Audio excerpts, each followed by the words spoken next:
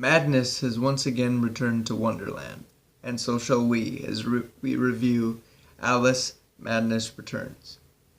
Now, where the first game tends to focus more on the emotional aspects of the tragedy that befell Alice Little and her family, this game definitely focuses more on the mental side of things. And the story goes a little something like this. So after Alice got out of Rutledge Asylum, she was brought to an orphanage under the care of a Dr. Bumby,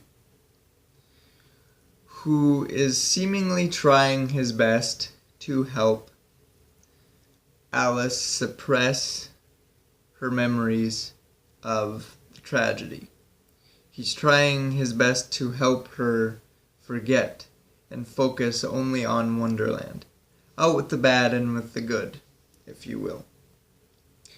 But something about these practices doesn't sit well with Alice. She still feels very confused, very lost, and like something within her is very wrong. And through delusions and hallucinations, she is whisked off to Wonderland, where she sees firsthand that not only has her fragile mental state affected her memories, her thoughts, and her emotions, but also Wonderland itself, as it is quite literally falling apart at the seams. The culprit for that is a train whose sole purpose is to travel around Alice's beloved world, causing destruction wherever it goes. So in order to save Wonderland and herself, she needs the answers to two questions. How do I stop it? And who created it? Who set this train in motion? Now, the quest for these answers is going to take her through madness itself. And the deeper into darkness she goes, the closer to the truth she will get. And this is where the story takes a hard turn and becomes something even more effed up than I ever could have imagined or come up with on my own.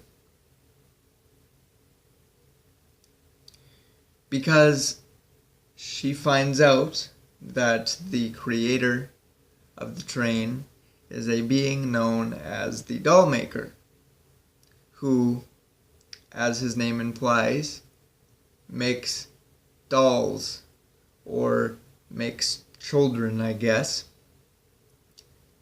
the way that he thinks they should be. Because the Dollmaker believes that children only serve as indulgences, if you will, to other people. So his goal is to make these children in the image that he sees fit, if you will. And if that's not twisted enough for you, the real life ramifications of this are even worse. Okay? So basically right from the beginning, you and I, including Alice, are meant to believe that the fire that claimed the lives of Alice's parents and her older sister Lizzie was an accident caused by her cat Dinah, who kicked over an oil lamp, igniting some papers in the library, thus causing the entire house to be engulfed. But the truth is much more sadistic than that. See, Dad's father was a dean some years ago at Oxford University. And Dr. Bumby was an undergraduate. So they had a little bit of a relationship, whether it be good or bad. They had a connection there, or a relationship there. And over time, Mr. Bumby developed a less than professional interest in Alice's older sister Lizzie, which of course she did not reciprocate. Now, where a normal person like you or I would just take the rejection on the chin, clean ourselves off, and get back up on the horse, if you will, he didn't do it. It didn't go down the way this stuff typically should. Bumby took it to a whole nother level here, because good old Bumby resorted to stalking Lizzie. He resorted to trying to get Lizzie to perform sexual acts for him behind her family's back. And all this creepiness was capped off by him eventually breaking into the Littles' household, presumably raping and murdering Lizzie, and then setting the house on fire to cover his tracks. But wait, there's more. Because after you find all this out, you realize what Bumby actually does for a business. So remember when I said that in the beginning of the video that he assumably was helping Alice forget, helping Alice focus only on Wonderland and nothing else? Yeah, well, he wasn't actually helping her. What he was doing was not only erasing his crime from Alice's memory, the one person that can remember that he was there, he is also stripping her of herself, getting rid of her memories, getting rid of her emotions, breaking her so bad mentally and emotionally that there is nothing left but a lifeless husk that he can then sell to the highest bidder for sex. In layman's terms, Bumby is a pedophile who is taking advantage of his emotionally and mentally unstable patients, who are children, and sex trafficking them. Right about now, in hearing that, you're probably very, very angry and saying something along the lines of, "Oh, I hope that he gets what's coming to him. That's gross, that's awful. I hope bad things happen to the man."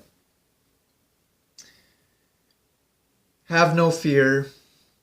Alice has your back, because when she pieces together her memory, and she realizes that not only Dr. Bumby had murdered her family, but was doing this to his patients, she tracked him down and pushed him in front of a train, thus annihilating a pervert, and thus saving not only herself, but Wonderland from darkness once again.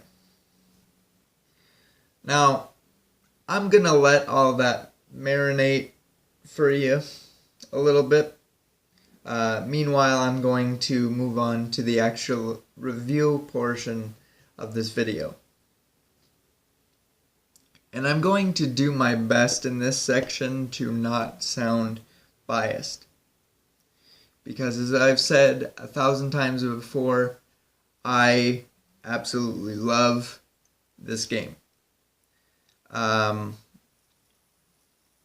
This game changed my life. And as silly as it is to say, as it sounds to say that a game has such an effect on me, it really is the truth, because alongside, Alice in Wonderland in general, it is the inspiration behind my Alice in Wonderland books. It is the inspiration behind my Mad Hatter persona that you see on camera. It is the inspiration for the King Jabberwocky books, the King Jabberwocky brand in general. So, I feel like I owe so much to not only Alice in Wonderland, but this game, for everything that it has done for me creatively and in my life as a whole. And because I have so much love for this game, it was very hard for me to find something that I honestly didn't like. With that being said, though, in the interest of fairness, I'm going to divide this portion into 4 little parts. First, I'm going to tell you the one thing that I did like about this game, one thing in particular that really stuck out to me that I loved about this game. Then I'm going to tell you something that I was kind of neutral on, that I didn't really like or dislike particularly. And then I'm going to tell you one thing that I hated about the game. Because I did find one thing. I don't know why I held up 2 fingers there, but one thing. And then after that, I will tell you the one thing that I would change about the game for the future. So, the one thing that absolutely captivated me about the game was the attention to detail when it came to the environments. Because each chapter takes you to a different environment, and each chapter is revolves around a theme. And I think that these themes are represented so well that it literally feels like each chapter of the game is its own living, breathing world. Like, these are worlds that could function and exist on their own. And just everything about each level coexists so well. Everything from the environment itself to the way that Alice changes to the enemies that you come across. Just everything meshes so well to bring you a complete experience revolving around a certain theme. For example, probably the example of the world where this really became evident for me, where this stuck out the most, and I was like, wow, this is amazing, is the 3rd chapter called The Mysterious East, where your goal is to reach the top of Caterpillar's domain so that you can talk to him. So essentially the entire level deals with you being tiny and dealing with bugs. And obviously the main theme being the Mysterious East is, heavily inspired by the Asian culture. And And like I said, everything from Alice's dress to the enemies to the characters that you come across, everything fits to this theme. So right off the bat, Alice is wearing a kimono type dress. Right off the bat, you stumble across enemies who are bees dressed as samurais. They have everything from armor to the warrior mask, and their weapons range from bow and arrows to katanas. So they are literally samurai, warrior, wasps or bees or whatever they are. And it's something that maybe the majority of you that play games like this probably wouldn't realize, but and under normal circumstances, I really wouldn't either. I would just be like, this is a level of the game, is a theme, you know, it all works very, very well. But for some reason, this game specifically, after the third chapter, I really started to pay attention and realize how the worlds were constructed and the way that it all works together, with everything in that world. And for some reason, it really stuck out to me and really captivated me. So that is the one thing out of probably everything that I will mention as my favorite for this review. Something that I was neutral on, I didn't really like it, I didn't really dislike it, was that there is only one boss fight in the entire game, and that of course is against the Dollmaker. Now each level will see you needing to reach a character. Some of them are antagonists that you will have to reach and overcome, if you will. But instead of these, altercations leading to boss fights, they're just, either something will happen before the boss fight can take place that just kind of takes care of the enemy for you, or it's represented in a cutscene that just kind of handles everything. So there essentially are no boss fights until the end of the game. And there is part of me that thought this was kind of nice. It was different because, everything, all my game knowledge and all the games that I have played before totally have me ready for any sort of boss fight at the end of each level. Like, it's just ingrained, and to not have that was kind of surprising and kind of nice, honestly, because by the time I got through all the platforming and the puzzles and everything to be able to reach the end of each level, I was just really kind of fatigued and tired, and a boss fight, quite honestly, was the last thing that I wanted to deal with. In that same vein, when I got to the Dollmaker, I wouldn't say I was surprised to see that it was an actual fight, because, like I said, of course, I'm always kind of expecting a game to throw something like that at me, and of course it's the last boss, so of course this is going to be the one guy that I have to fight.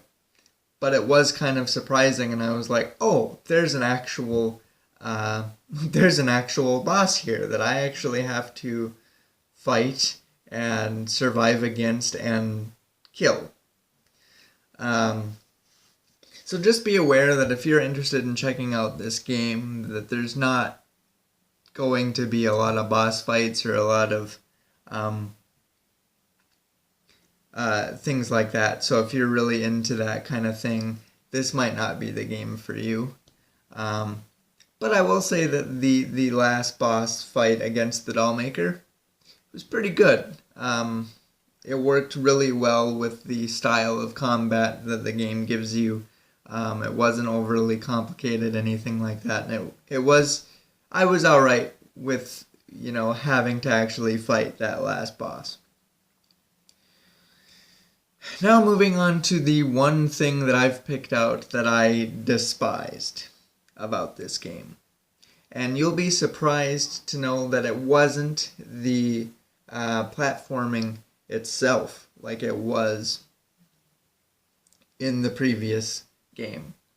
I thought overall that the platforming ran a lot smoother.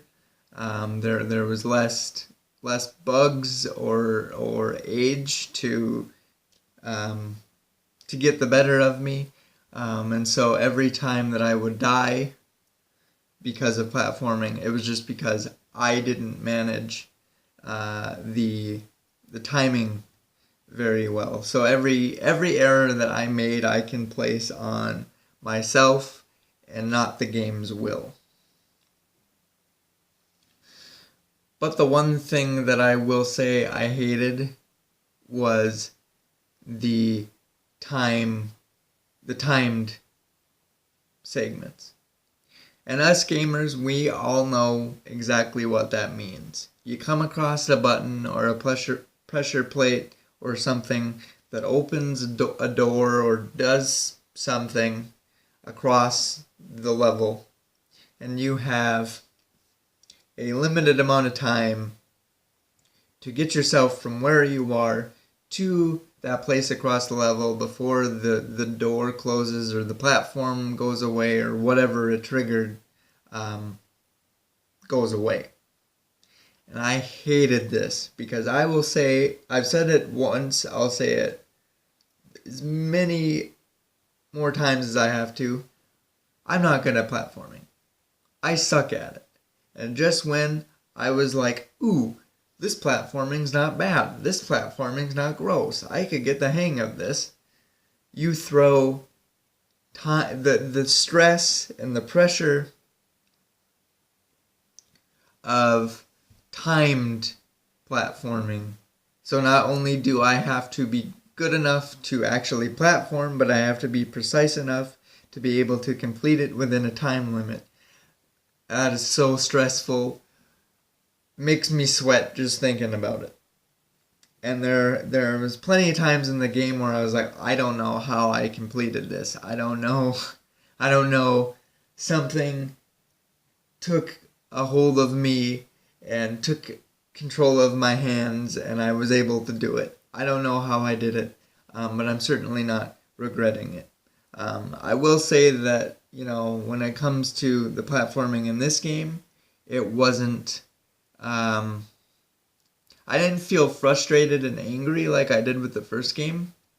I just felt tired, I guess. I felt fatigued when it came to all the time stuff and the puzzles and everything. By the end of the game, I was just ready to be done. I didn't want to do any more platforming, anything like that. I just wanted to get through the game and be done with it and move on to something else. That's not a mark against the game by any means. It's not necessarily a bad thing. I myself, as somebody that's just not good at platforming, that's not used to a lot of platforming games, I guess, I was just tired and ready to move on. And this is linked to the one thing that I would change about the game going forward, if it even is a thing in the next Alice game. Speaking of the pressure plates and the timed platforming thing, how you manage to hold down pressure plates and buttons and stuff like that is you have these little bombs that are basically rabbits holding a clock, and when the time runs out, they explode, and that would take the pressure off the button or the pad or whatever, the platform, and basically you'd run out of time at that point and need to try again. Now, Alice Madness Returns is a game where you collect weapons and you can upgrade them. You collect teeth as currency in the game to upgrade your weapons. But this bomb thing that you use for the platforms and stuff isn't one of those weapons. It's not an upgradable weapon. You just get it and you have to use it as is. And I guess I don't really understand why, because, you use it. I didn't use it for anything other than the puzzles and the platforming, but you can use it strategically as a weapon to take out enemies. You use it to knock down walls for secret areas. You use it, like I said, for puzzles and platforming. So it would have been nice to be able to upgrade it a little bit more because of how much you're actually able to use it in the game. It's not just an item or anything like that. I would say it's more of a tool because you can use all those things. And I guess I don't understand why it's not an upgradable weapon or item. Because it would be relatively easy. The two ways that I would upgrade it is either you can upgrade the time that it lasts before it explodes to make your timed platforming segments easier, because as the game goes on they do get more and more complicated, and it's kind of stress inducing. I pulled my hair out a couple times because I was like, how am I supposed to do this if the bomb just explodes before I can even get there? So it would have been nice to be able to extend the time before it explodes, or at the very least just increase the number of bombs that you can lay down, because when you get the bomb and throughout the entire game you can only place one at a time, which works for the gameplay. It is possible to, the game wants you to only use one at a time, and you can beat the game with it one at a time. But it would kind of be nice to be able to lay 2 or 3 down at a time to make your life a little bit easier, or if there's a big, bunch of enemies or something, to be able to take them all out with multiple bombs. I don't know. Just something to think about, I guess. In closing, if I had to give this game a rating, as much as I love it, I think I would give it a solid 8. It's a great game. I still love it even after all these years. After 8 years of the game being a thing, I still love it. I enjoyed actually playing it all the way through for the first time.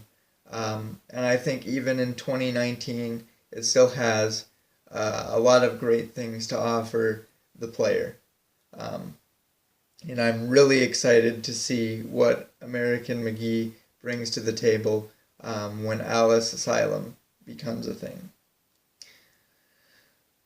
As always, guys, if you like what we're doing here, feel free to subscribe to the video. And if you would like to support me more, I ask that you take time, if you have it, to check out my Amazon page. Maybe pick up a book, either paperback or Kindle version for yourself or somebody you know, and support me that way.